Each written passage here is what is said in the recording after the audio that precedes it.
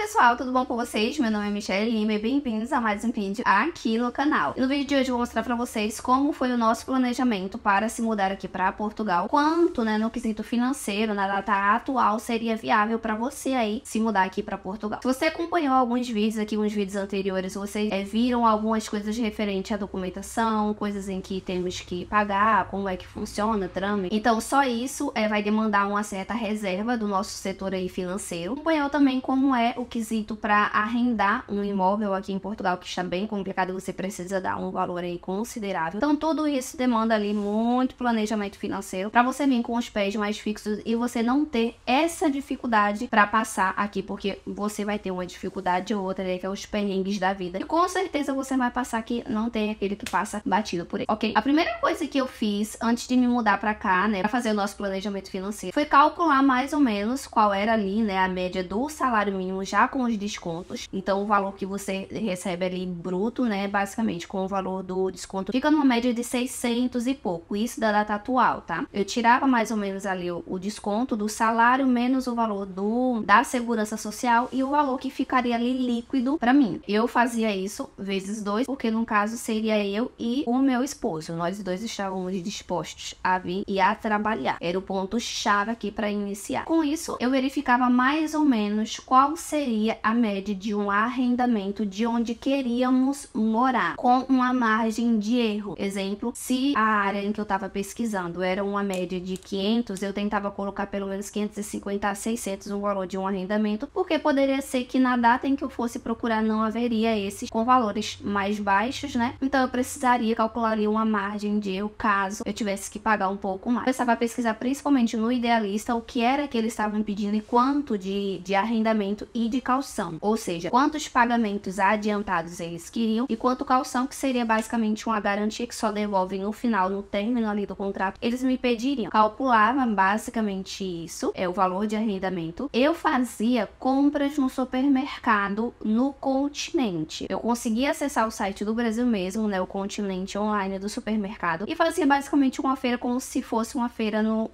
Brasil mesmo, uma compra de supermercado no Brasil, porque a gente costumava comer para ver mais ou menos quanto que iríamos gastar de supermercado. Então basicamente eu colocava o valor dos dois salários ali líquidos, o que a gente pagaria de arrendamento, que a gente pagaria de supermercado. Perguntava para os amigos da gente que já estavam aqui mais ou menos quanto eles pagavam de água e de energia e gás, se tivesse. Colocava mais ou menos, porque ficaria algo meio que parecido, e eu colocava uma margem de erro também. Eu vou deixar meio que exemplificado aqui, aparecendo aqui para vocês, tá? Planilhei tudo isso que a gente ia gastar, o que a gente ia receber de salário, o que a gente iria pagar inicialmente para arrendar um imóvel, tá? O que a gente iria gastar para fazer instalação de água, luz, internet. Se o imóvel tivesse ali todo alugado, eu sei que eu não iria gastar inicialmente com mobília, mas se tivesse eu teria que pesquisar também mais ou menos os valores, pelo menos das coisas essenciais, sei lá, micro-ondas, um fogão, geladeira e máquina de lavar e uma cama para pelo menos deitar. E fiz também uma prévia de um enxoval SOS. Basicamente seriam coisas essenciais, pelo menos na data em que eu ia chegar. Um exemplo, a gente estava prevendo chegar em março e foi realmente o que aconteceu, então a gente ia chegar aqui no finalzinho, no rabo do frio. Então eu precisaria de um edredom mais ou menos, de pelo menos uma roupa de cama e fronhas. Toalha eu já ia levar na minha mala mesmo. Pratos essenciais, talheres essenciais, coisas assim de comprar no chinês mesmo, comprar de 1 e de 2 para pelo menos ter ali o inicial. Fiz mais ou menos essa margem de cálculo, tem como vocês encontrarem esse tipo de material no próprio site do Continente também, que era algo para achar, ou no IKEA, tá? Que é basicamente uma Etna da vida, uma Tokstok, só que com valores bem acessíveis pra gente, tá? Fiz toda essa prévia de gastos, seriam basicamente os gastos iniciais assim que eu chegar. E vi mais ou menos quanto que eu precisaria trazer pelo menos para sobreviver 6 meses aqui, sem passar aperreio, tá bom? Por quê? Mesmo eu fazendo essa prévia de tentar calcular quanto seria para alugar um imóvel, poderia ser que eu chegasse aqui e eu não conseguisse, então eu teria que ir para um quarto. Então eu já fazia uma outra prévia, um outro cálculo para saber quanto que eu gastaria. eu não teria que dar tantos calções e adiantamento para alugar um quarto, mas já seria um outro tipo de planejamento que eu teria que fazer. Eu teria que comprar vasilhas para fazer minhas marmitas, a geladeira a casa já teria, então eu teria toda aquela limitação de espaço para guardar as minhas coisas, porque tudo ficaria dentro de um quarto. Na época, eu calculei uma média de 1.000 euros mensais para um casal, isso na época. Morando mais basicamente no meio ali do mapa, tá? Entre Coimbra, Leiria, enfim, no meio ali do mapa, que era um lugar onde tanto eu quanto meu esposo a gente queria residir. Depois que eu fiz esse cálculo, eu coloquei uma margem de erro, então eu coloquei um valor a mais para, se por um acaso acontecer algo de errado, eu tivesse de onde tirar esse valor, tá?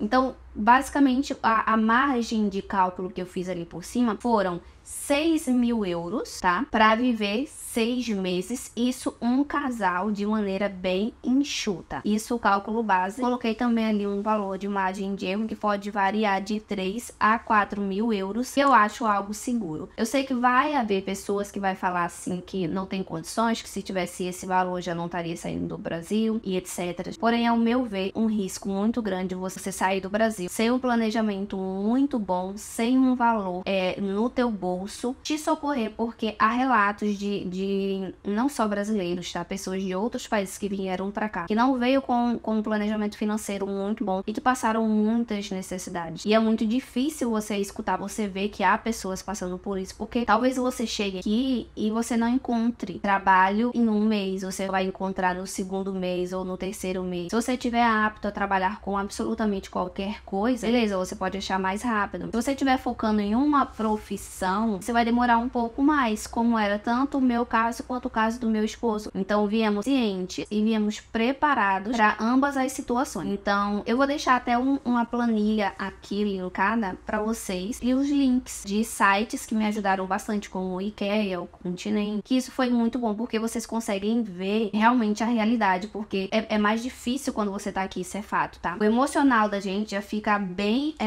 desestruturado, a gente fica meio, né? Então, se você tiver pelo menos essa parte mais bem resolvida, fica menos difícil no início. O seu primeiro ano aqui é o mais difícil. Então, se você tiver o financeiro, você vai ter um problema a menos para você se preocupar, porque no dia a dia você vai ter o perrengue de procurar um imóvel decente, o perrengue de procurar um trabalho, o perrengue de se adaptar com a cultura diferente, enfim. Fora que há pessoas e pessoas, existem pessoas que lidam melhor com todas essas situações e passam mais tranquilo, e tem pessoas que não, há pessoas que sofrem de ansiedade, então isso acaba que meio que ataca, e há outras que não, homens acabam lidando melhor, fora que há pessoas que se adaptam bem aqui, ficam e querem viver, e há outras que não, então você tem que contar com o fato também de que você pode vir, não gostar, não se adaptar, achar que era literalmente o que você buscava e querer voltar, então você tem que ter também o financeiro para, se porventura acontecer essas coisas, você conseguir retornar com tranquilidade para o seu país. É isso, eu espero muito que tenha ajudado aí, que tenha esclarecido algumas dúvidas e que tenha trazido, antes mesmo de qualquer coisa, um pouco mais de segurança para vocês, porque a intenção não é assustar, e sim alertar vocês a se planejarem muito bem, a investirem principalmente no visto. Esse novo visto de procura de trabalho nos ajudou muito, tá? Ele mesmo é um dos exemplos vivos de que para você vir para cá, você precisa ter pelo menos 3 salários mínimos da data atual depositados ali na tua conta, ou seja, só você, uma pessoa, precisa ter 3 salários mínimos. Se for um casal, você precisa ter ali basicamente 2 salários mínimos, o que acarreta quase que a 6.000 euros. Então é uma conta muito válida, porque você consegue realmente pagar suas contas e até curtir aqui tua vida, e sei lá, ir na pracinha, no Vasco da Gama, ir no parque, ir nos museus, enfim, você consegue realmente se estruturar de maneira mais calma e responsável e lidar com as demais coisas com